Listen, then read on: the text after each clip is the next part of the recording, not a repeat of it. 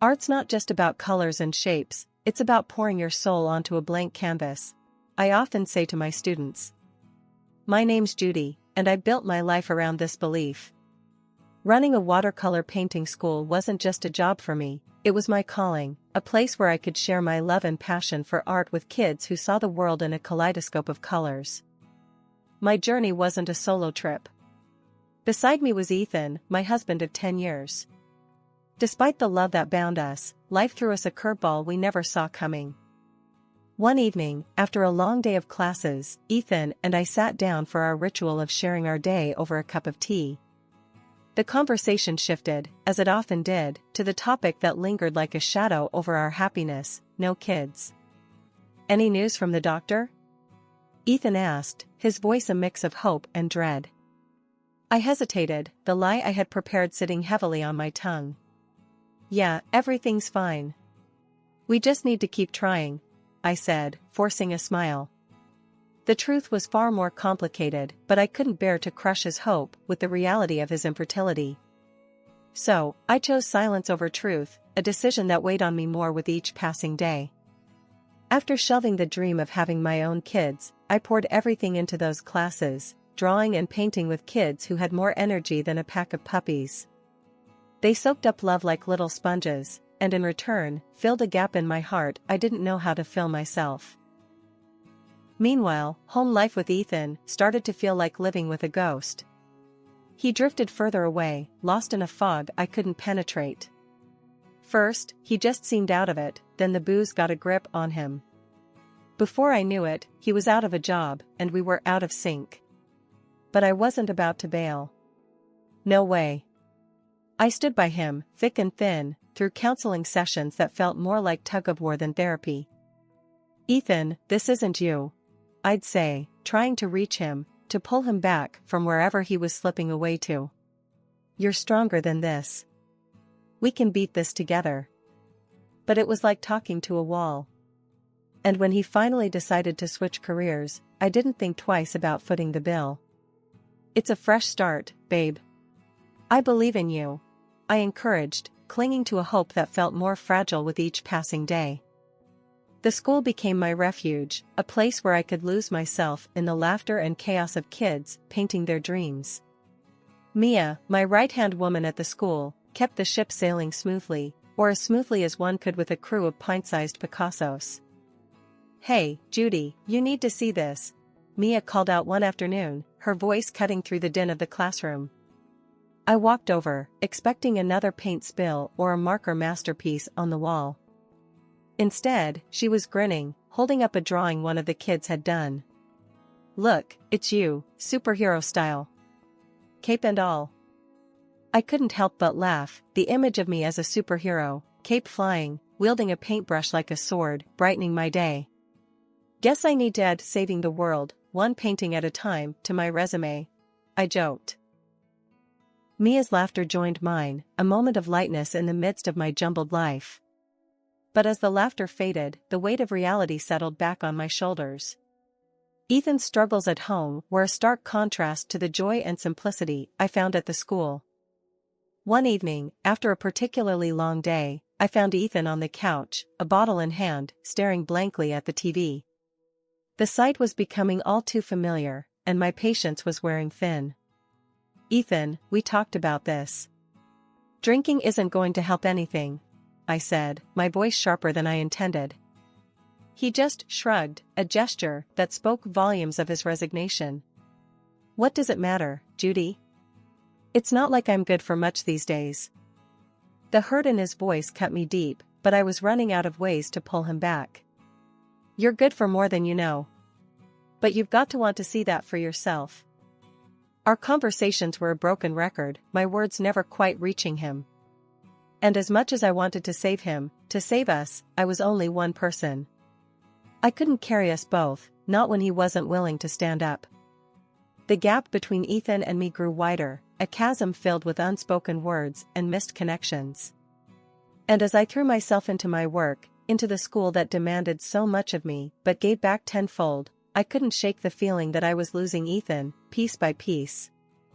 As my home life started to feel more like a silent movie, The kind where you can see the mouths moving but can't hear the words. Mia, my friend and the rock star administrator of my art school, became my soundboard. She wasn't just good with the books, she had a way of making even the gloomiest days seem like a Jackson Pollock painting, messy but somehow right.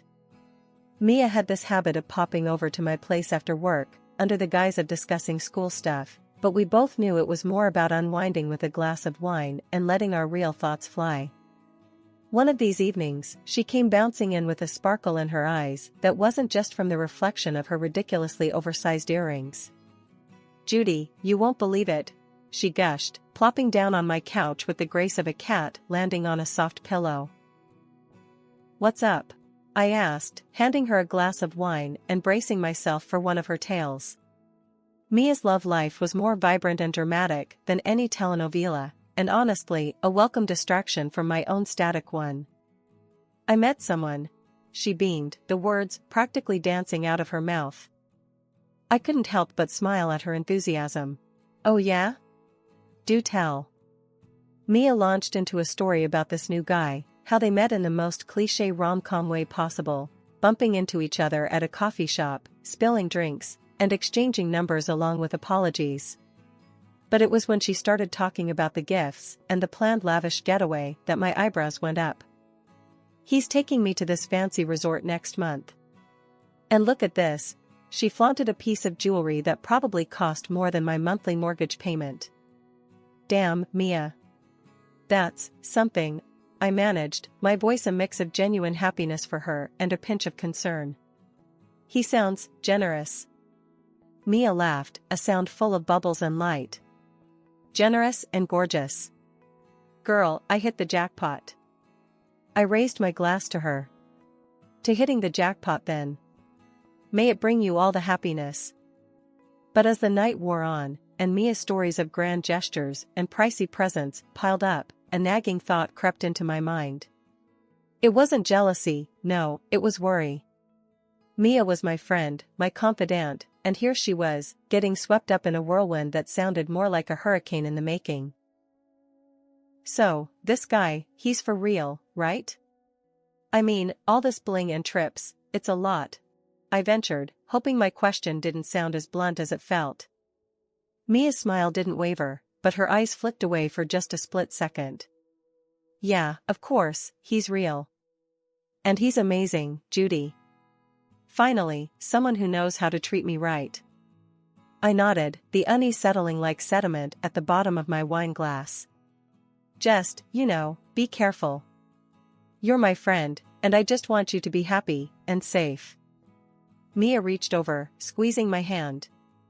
"I know, babe. And I appreciate it. But don't worry, I've got this. I'm not some damsel in distress. Lately, life's been feeling like a puzzle where the pieces don't quite fit.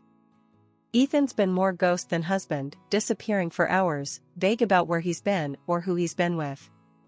And then there's Mia, draped in new jewels every week, spinning tales of her mystery man's latest grand gestures.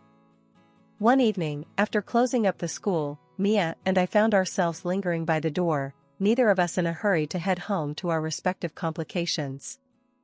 "Judy, you ever get the feeling like you're missing something big? Like, there's a whole part of the picture you just can't see?" Mia asked, her usual sparkle dimmed a bit in the fading light. I chuckled, leaning against the doorframe. "Every day. Especially lately. Ethan's been acting all kinds of strange. And then there's you, with your secret admirer who's apparently allergic to public appearances." Mia rolled her eyes, but the smile she shot me was half-hearted. "He's just private, But yeah, I get what you mean. Secrets everywhere." The air between us was thick with unsaid words. It felt like we were both skirting around the edges of a truth neither of us wanted to acknowledge. "Speaking of secrets," I ventured, "you ever gonna introduce us to Mr. Wonderful? I'm starting to think you made him up." Mia's laugh was a little too quick, a little too sharp. "Oh, come on, Judy. Why would I make something like that up? He's real, and he's amazing. Just complicated." "Complicated how?" I pressed, curiosity getting the better of me. She hesitated, then sighed, a sound heavy with things left unsaid. It's just, his situation. It's not exactly straightforward. But we're happy, and that's what matters. I nodded, though her words did little to ease the knot of concern tightening in my stomach. Just be careful, Mia. I don't like the sound of complicated. We locked up and headed our separate ways, the conversation lingering in my mind like a stubborn fog. The more I thought about it, the more I realized how much I didn't know about what was going on with Mia, or with Ethan, for that matter. Amidst the whirlwind of doubts and half-truths, one day Mia dropped a bombshell that made my already tangled world stop spinning for a moment. We were in the back room of the school, surrounded by paints and brushes, a scene of vibrant chaos that suddenly felt too constricting. Judy, I've got news. Mia started, an unusual hesitance in her voice that immediately put me on edge. I'm pregnant. For a moment, all I could do was stare at her, the news sinking in. Pregnant? Mia, that's huge. Congratulations. I managed, the words feeling inadequate for the magnitude of her revelation. She smiled, a mix of joy and something else I couldn't quite place. Thanks, Judy. It's a bit of a shock, but a happy one. We're excited. The word "we're" hung in the air, heavy with implications. So, I ventured cautiously, does this mean there's a wedding on the horizon? Mia's smile faltered, and she looked away, fidgeting with the hem of her shirt. Well, about that.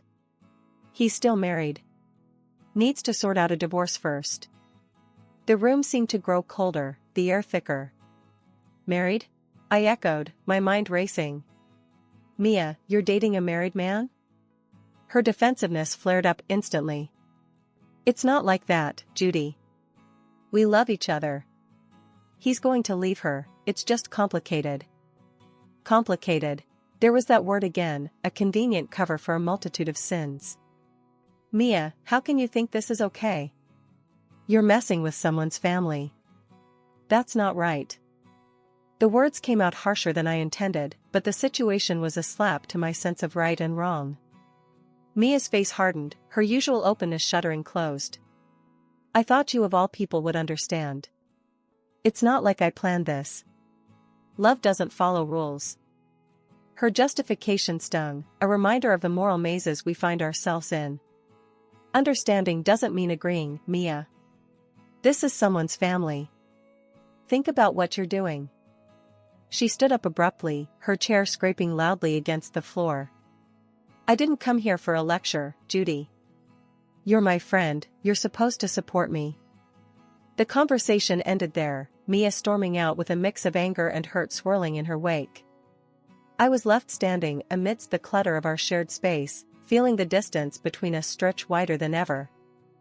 The day was supposed to be straightforward, pack, head to the airport, and catch the flight to oversee the new branch opening. But life, as I've come to learn, rarely follows the script. I was halfway to the airport when my phone buzzed with an alert. A storm warning. Great. Within minutes, another alert followed, the kind that sinks your stomach. Flight cancelled. Fantastic, I muttered, pulling over to regroup. The thought of going back home wasn't appealing, not with the tension between Ethan and me reaching new highs. But what choice did I have? Turning the car around, I decided to surprise Ethan. Maybe an unexpected afternoon together could mend some fences, or at least offer a distraction from the storm brewing outside and in our lives. Pulling into the driveway, I noticed Mia's car parked out front. Odd. She knew I was supposed to be gone. Maybe she's here for Ethan, I thought, a pang of irritation at the intrusion.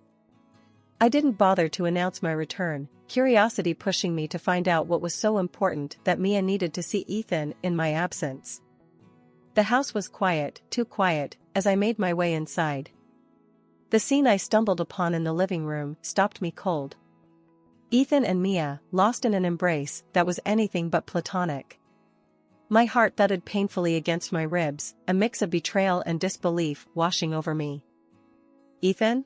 My voice sounded foreign to my ears, sharp with a betrayal I never saw coming. They sprang apart, guilt and panic written all over their faces.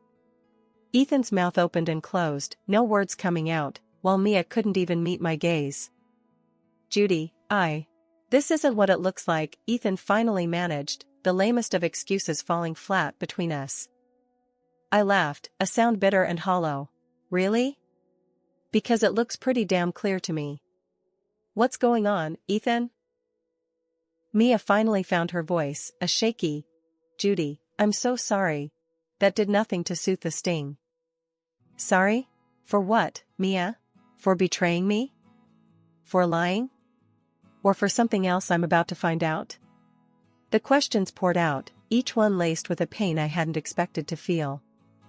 Ethan tried to approach me, hands outstretched as if to bridge the gap with a touch. Judy, please, let me explain. I stepped back, out of his reach. Save it, Ethan. I've heard enough lies to last a lifetime. Turning to leave, I couldn't resist one last question, a need to understand the depth of their deceit. How long? Their silence was answer enough. The drive to the lawyer's office was a blur, my thoughts a tornado of anger, hurt, and disbelief. How could I have been so blind? How could the two people I trusted most stab me in the back? Sitting across from the lawyer, the words spilled out, my decision final. I want a divorce, and I want it as clean and quick as possible. The lawyer nodded, his expression one of professional sympathy. We'll take care of everything, Mrs. Thompson. You won't have to deal with him directly anymore. Good, I replied, feeling a semblance of control for the first time in what felt like forever. And one more thing. Make sure he gets nothing. I've supported him enough. The ride home was a mix of tears and determination. I was done crying over a man who had so little regard for our vows, our history. It was time to rebuild, to focus on me and the things that truly mattered. The day after my world turned upside down, I decided it was time to clear the air, once and for all. I called Ethan and Mia to the living room, my resolve steel. There was no room for lies, no space for excuses. Ethan, we're gonna lay it all out now. No more hiding, no more games, I started, my voice steady but cold, echoing off the walls of the home we once shared happily. Ethan couldn't meet my eyes, his guilt a tangible presence in the room. Mia, on the other hand, looked defiant, ready for a confrontation. You, I pointed at Ethan, betrayed our marriage. You've been drowning in booze instead of facing our problems, too lazy to keep a job, let alone work on us. Ethan opened his mouth, maybe to defend himself, but no words came out. He just sat there, looking smaller than I'd ever seen him. Then I turned to Mia, my fury unabated. And you, I brought you into my life, gave you a job, trusted you. And this is how you repay me? Mia snapped, her facade cracking. You're just jealous, Judy. Jealous because I found happiness and you couldn't stand it. Her words were like venom, but they didn't hurt me. They just showed me how deluded she really was. That's enough, I said, cutting through her tirade. I filed for divorce, Ethan. And you won't get a dime from me, thanks to your little adventure here. That's when Ethan looked up, desperation in his eyes. Judy, you can't do that. I'll fight for everything. I have a child on the way with Mia. His words were meant to wound, but I had the trump card. I laughed, a sound so sharp it silenced the room. Really, Ethan? A child?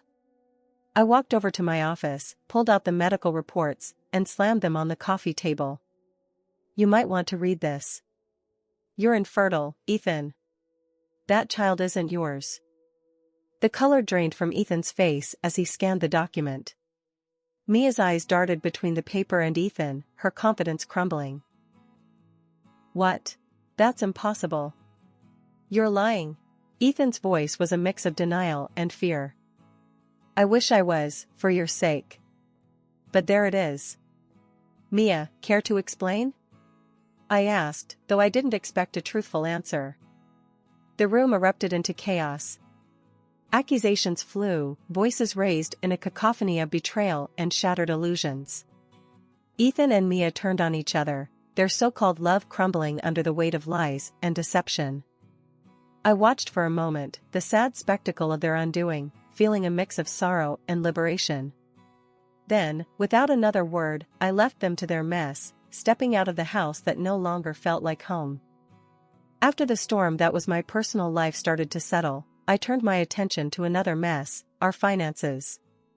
It was time to clean house, starting with the joint account Ethan and I shared. Ignoring it had been a mistake, one I wasn't about to repeat.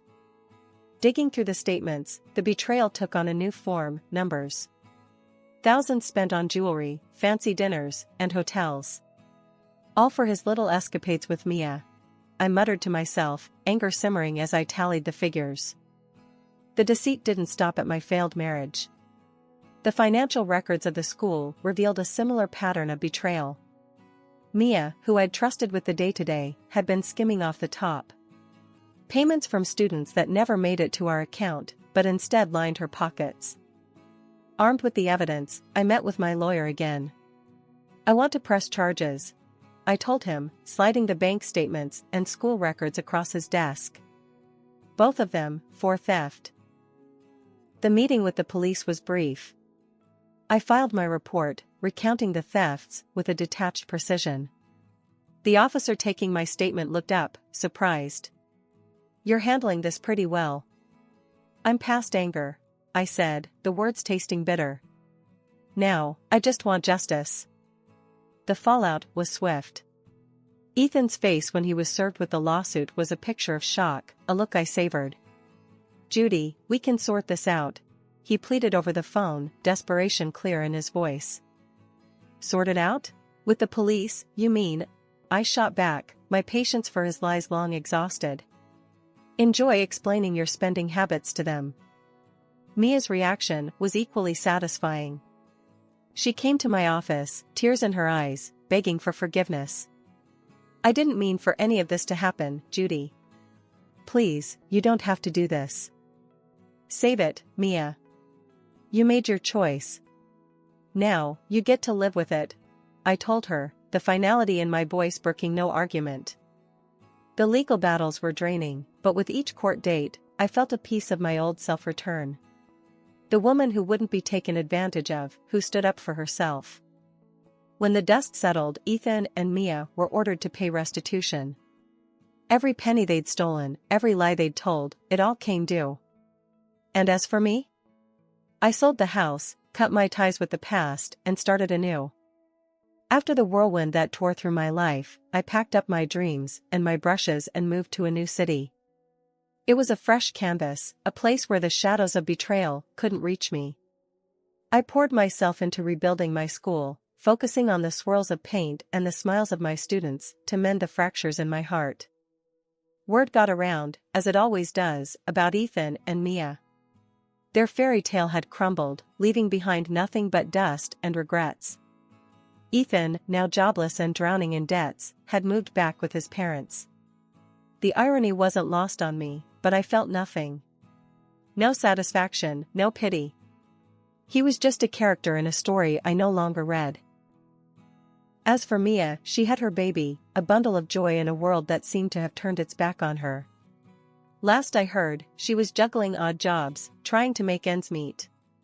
Once upon a time, I might have reached out, offered support, but that bridge was burned, the ashes scattered. In this new chapter of my life, I found solace in my work and the new faces around me.